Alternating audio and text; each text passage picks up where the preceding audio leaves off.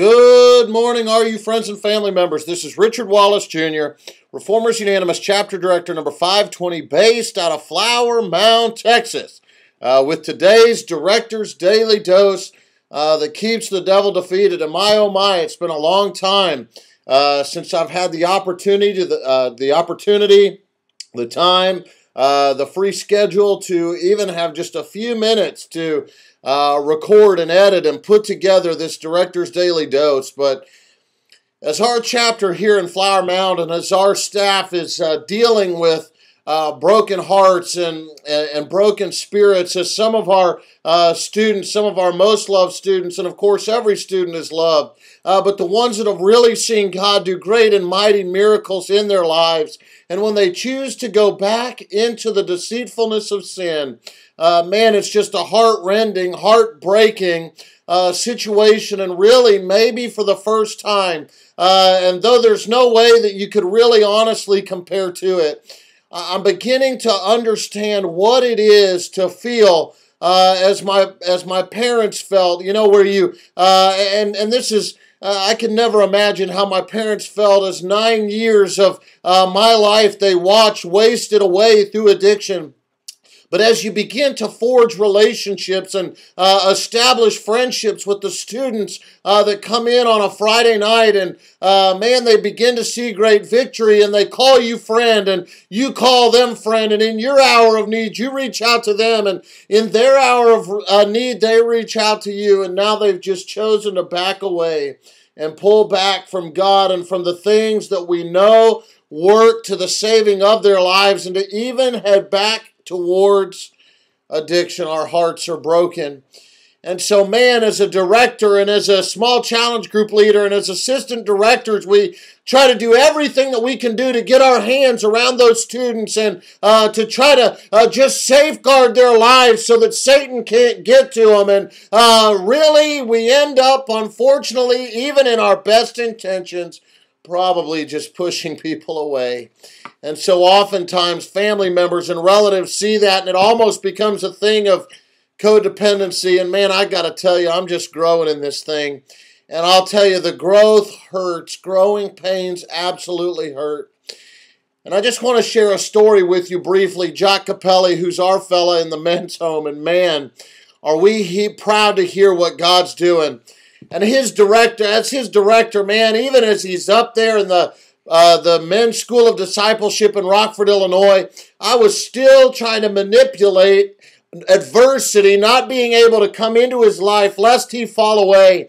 And through a series of events, as I was up there in Rockford, I took one of his stewards from the men's home and took him down to the front and had prayer at the altar. Oh, I wish so many of our students would find their way to an old-fashioned altar.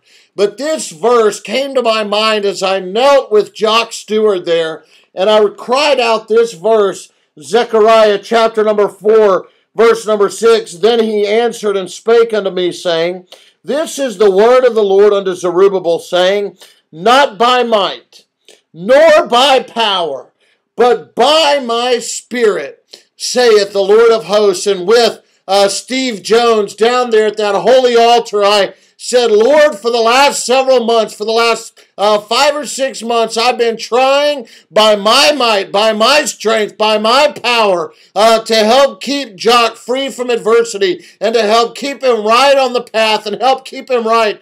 Lord, but it's failing, and we're not turning him over to you. And at that moment, I decided to surrender the man with whom I called friend, so much so that I even considered him a brother, and I had to leave him in the hands of God. And let me tell you what, ever since that Friday night, God has begun to work a mighty work in the life of Jock Capelli, and God is doing an omnipotent, powerful, miraculous work in his heart. And I say to you, student, man, there's nothing that you can do to finagle. There's nothing that you can do to overpower sin. There's nothing that you can do to overpower adversity. For God brings adversity into our lives to try us and to test us, to bring us forth as gold. There's nothing that you can do, director. There's nothing that you can do, small challenge group leader. There's nothing that you can do more beneficial for our students. And I know that this is hard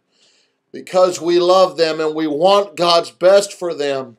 But there's nothing better that we could do than to surrender them into the omnipotent arms of grace for God. And sure, they may stray away.